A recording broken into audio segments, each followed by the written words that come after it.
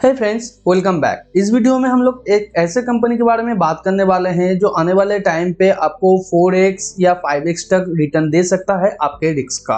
Company के detail financial और technical के बारे में हम लोग समझेंगे इस वीडियो के अंदर, और आने वाले टाइम पे कंपनी का शेयर प्राइस किस तरीके से मूव कर सकता है या कहां पे हम लोगों को पोजीशन लेने से इस तरीके का रिटर्न मिल सकता है वो हम लोग डिटेल में समझेंगे। तो चलिए सीखते हैं एक साथ। तो अगर आप फंडामेंटल एनालिसिस को सीखना चाहते हैं, जानना चाहते हैं एक कंपनी के एनुअल रिपोर्ट से कैसे उसके फाइनेंशियल डेटा को निकाल के पढ़ा जाता है और इंटरप्रेट किया जाता है, या किसी भी ऑनलाइन पोर्टल जैसे मनी कंट्रोल से कैसे आप एक कंपनी के फाइनेंशियल डेटा को निकाल के पढ़ के इंटरप्रेट कर सकते हैं, तो इस चैनल के प्लेलिस्ट सेक्शन में सारा का सारा प्लेलिस्ट अवेलेबल है। आप जाके चेकआउट कर सकते हैं इस वीडियो के बाद, या इस वीडियो के डिस्क्रिप्शन पे भी आपको बहुत सारा प्लेलिस्ट का लिंक ऑलरेडी मिल जाएगा, तो इस वीडियो के बाद उसे भी चेकआउट कर सकते हैं। तो चलिए सीखते हैं एक साथ।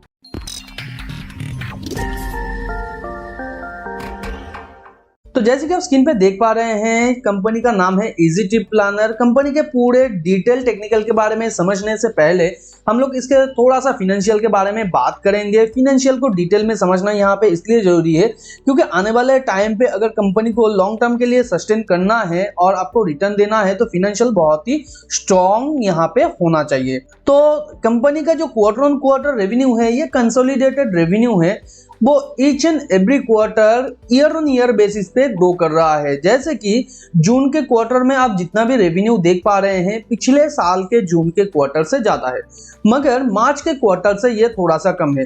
तो ईयर ऑन ईयर बेसिस पे ये लगातार इंक्रीज हो रहा है पिछले कई क्वार्टर से, तो ये एक पॉजिटिव चीज है। ऑपरेटिंग प्रॉफिट मार्जिन थोड़ा सा प्रेशर में है क्योंकि आप देख रहे हैं, मगर जिस तरीके से ये ग्रो किया है वो पिछले कई क्वार्टर्स के अगर हम लोग देखें रिजल्ट उससे कई कम है।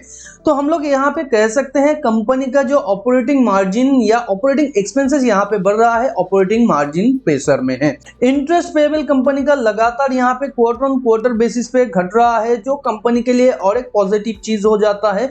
नेट प्रॉफिट यहाँ पे थोड़ा सा कम आ रहा है क्योंकि हम लोगों को ये ऊपर देखने को मिल रहा है कंपनी का ऑपरेटिंग एक्सपेंसेस बढ़ा है। कंपनी का अगर हम लोग ईयर ऑन ईयर रिजल्ट को देखें तो करेंटली यहाँ पे कंपनी का आप देख पा रहे हैं लगातार इसने अपने रेवेन्यू को इंक्रीज किया है, उसके साथ साथ ऑपरेटिंग प्रॉफिट को भी इंक्रीज किया है, और ऑपरेटिंग प्रॉफिट यहाँ पे मार्जिन 68.9% के आसपास ये इंक्रीज हुआ है। ऑपरेटिंग एक्सपेंसेस भी उससे ज्यादा इंक्रीज हुआ है, तो ऑपरेटिंग एक्सपेंसेस बढ़ रहा है और ऑपरेटिंग प्रॉफिट मार्जिन के ऊपर थोड़ा सा प्रेशर है, मैंने पहले ही आप लोगों को कहा है।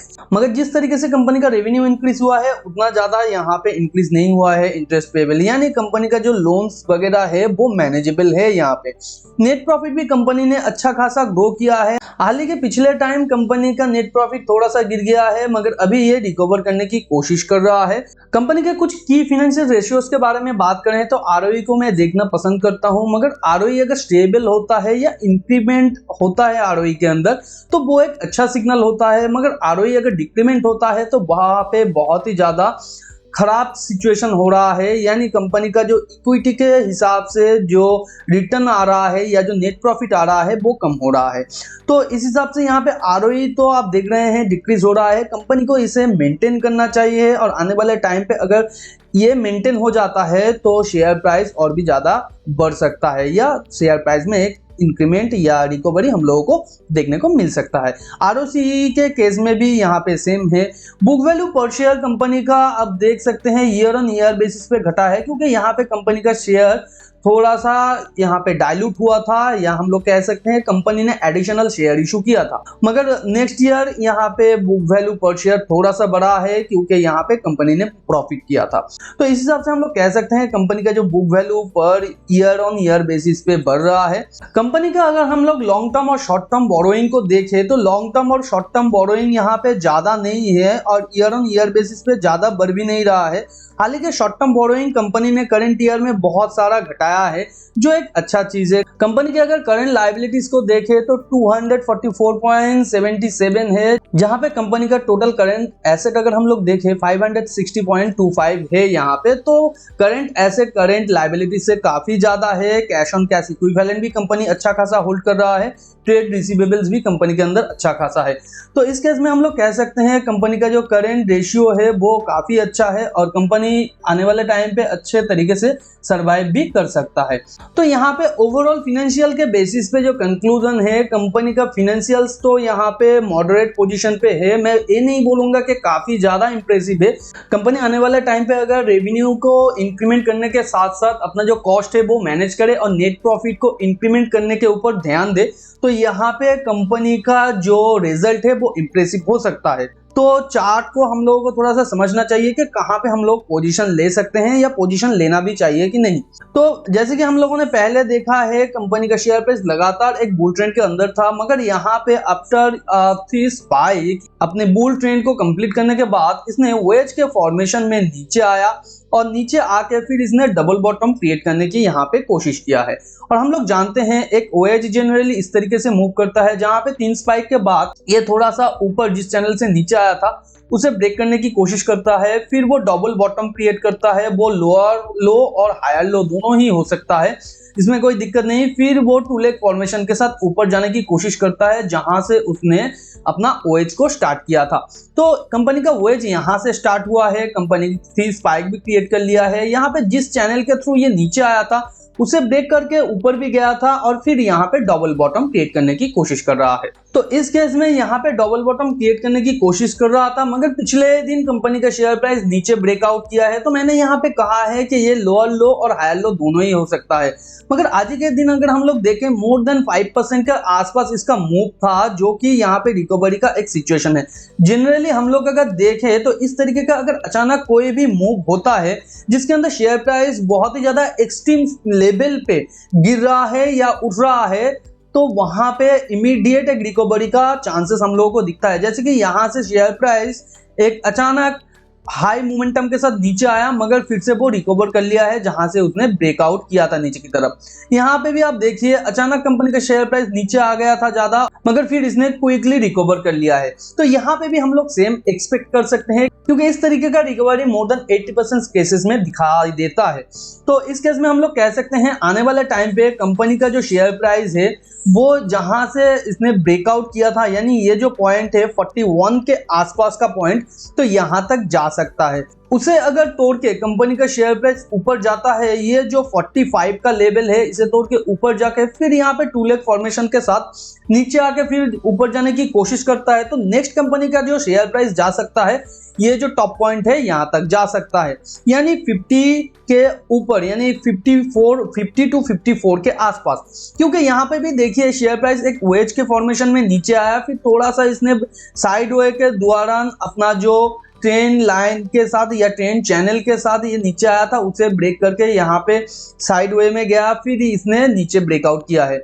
तो ऊपर अगर ये जाने की कोशिश करता है तो ये वेज को कंप्लीट करने की कोशिश करेगा। कंपनी का शेयर प्राइस ये जो टॉप का लेवल है 55 का लेवल है, इसे तोड़ के ऊपर जाके सस्टेन कर जाता है, तो नेक्स्ट इसका जो टारगेट आप लोगों को मिल सकता है वो 70 to 75 के आसपास नेक्स्ट आप लोगों का टारगेट मिल सकता है, जो कि ये बिग चार्ट में हम लोग देख सकते हैं ऑलरेडी एक वेज का पैटर्न क्रिएट करके आया है। तो अगर आपको 4x का रिटर्न चाहिए या 4x आप कमाना चाहते हैं, तो इस केस में आपको थोड़ा सा वेट एंड वॉच करना पड़ेगा, क्योंकि यहाँ पे कंपनी का शेयर प्राइस अगर ये 45 के लेवल को तोड़ के फिर टू लेग फॉर्मेशन के साथ नीचे आता है और फिर हाई मोमेंटम के साथ यानी 1-2 बुल ट्रेंड बार के साथ ऊपर जाने की कोशिश करता है, तो इस केस में अगर आप पोजीशन लेते हैं तो चांसेस ये है यहाँ पे 2x, यानी ऊपर तक जब शेयर प्राइस आ जाएगा यहाँ तक, तो आपको यहाँ पे 2x तक मिल सकता है, क्योंकि आपका जो स्टॉप लॉस होगा ये जो स्विंग पॉइंट लो होगा इसके नीचे, तो इस हिसाब से आपको 1:2 के आसपास मिल जाएगा।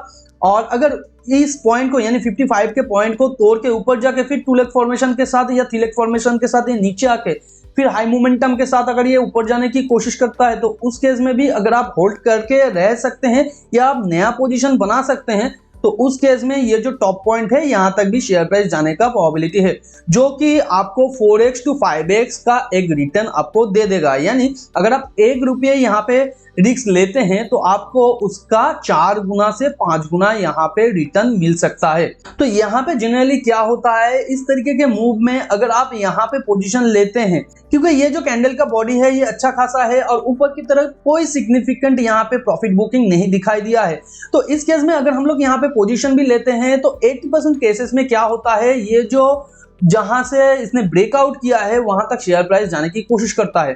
तो अगर पोजीशन आप यहां पे लेना चाहते हैं तो ले सकते हैं, तो 36.35 के आसपास आप थोड़ा सा यहां पे पोजीशन ले सकते हैं। जैसे कि अगर आपको 10 शेयर्स लेने का कैपेबिलिटी है तो यहां पे 3 to 4 आप ले सकते हैं। और आपके लिए फर्स्ट जो स्टॉप लॉस होगा, ये जो स्विंग पॉइंट लो है यानी पिछले दिन का जो बेयर ट्रेंड बार है उसके नीचे होगा, और आपके लिए जो फर्स्ट टेक प्रॉफिट रहेगा वही 41.30 के आसपास। और अगर इसी बीच में कोई स्ट्रॉन्ग रिवर्सल का सिग्नल दिखाई देता है जो नीचे की तरफ, यानी ये जो लोअर पॉइंट है इसके आसपास से ये रिवर्स करने की कोशिश करता है स्ट्रॉन्ग मोमेंटम के साथ, तो वहां से भी आपको एग्जिट कर देना है। क्योंकि बिग चार्ट में अगर हम लोग देखें तो यहां से कंपनी का शेयर बहुत दिनों से गिर रहा था, तो हो सकता है ये ऊपर जाने की कोशिश भी करे मगर फिर एग्जिस्टिंग बेयर ट्रेंड के अंदर चला जाए, तो ये भी आपको ध्यान में रखना होगा। ओवरऑल कंपनी के फाइनेंशियल के बारे में कहे तो फाइनेंशियल और थोड़ा सा सपोर्टिव होने से कंपनी के शेयर प्राइस लॉन्ग टर्म तक एक अच्छा खासा रिटर्न आपको जनरेट करके दे सकता है। तो क्वार्टर ऑन क्वार्टर का रिजल्ट आपको जरूर ट्रैक करते रहना होगा, और कंपनी का अदर्स फंडामेंटल जो एस्पेक्ट है वो भी आपको देखना होगा। उसके बाद ही आप ट्रेडिंग डिसीजन या लॉन्ग टर्म के लिए पोजीशन का डिसीजन ले सकते हैं। तो टेलीग्राम चैनल को अभी तक ज्वाइन नहीं किया तो ज्वाइन करके रख सकते हैं, क्योंकि अचानक कोई अपॉर्चुनिटी इमर्ज होता है तो वही पे पहले अपडेट दिया जाता है, क्योंकि वीडियो बनाना बहुत ज्यादा टाइम कंज्यूमिंग होता है। वीडियो नॉलेजेबल लगा तो वीडियो को लाइक एंड शेयर कीजिए आपके उन फ्रेंड्स एंड फैमिली के साथ जो फाइनेंस और स्टॉक मार्केट में इंटरेस्ट रखते हैं। वीडियो के बारे में कोई भी क्वेश्चन या डाउट है या किसी और कंपनी के बारे में आप डिटेल फाइनेंशियल और टेक्निकल एनालिसिस चाहते हैं मुझसे, तो नीचे कमेंट में लिख सकते हैं, मैं उसके ऊपर भी वीडियो बनाने की पूरी कोशिश करूंगा। चैनल पे नया है तो चैनल को सब्सक्राइब करके बाजू में जो बेल आइकन है उसे भी हिट कर दीजिए ताकि नया वीडियो का नोटिफिकेशन आप लोगों को तुरंत मिल सके। मिलते हैं अगले वीडियो पर, तब तक के लिए अपना बहुत ज्यादा ध्यान रखिए। Thanks for watching and happy investing.